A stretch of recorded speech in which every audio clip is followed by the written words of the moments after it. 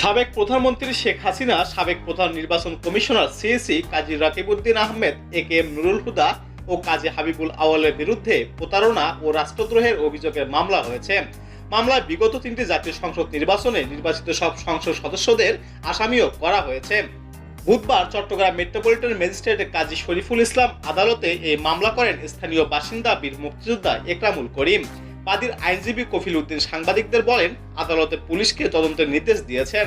সহকারী police commissioner মর্যাদার একজন অফিসার দিয়ে এই মামলা তদন্ত করার কথাও বলেছেন।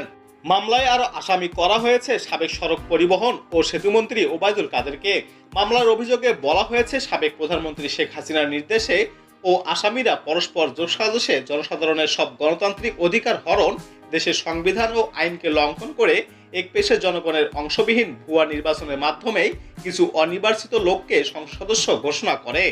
অভিযোগে আরো বলা হয়, পরে তাদের মন্ত্রী ও স্পিকার ঘোষণা করা হয়। দেশের মানুষ ভোট দিতে না পেরে নির্বাচন বিমুখ হয়ে পড়ে, বিপদস্ত হয়ে পড়ে গণতন্ত্র। দেশে স্বৈরাচারী লুটেরা ব্যবস্থার আবির্ভাব হয়। দেশে সব সম্পদ বিদেশে পাচার করে দেশের অর্থনীতি পঙ্গু করে দেন সংসদ সদস্য ও মন্ত্রীরা।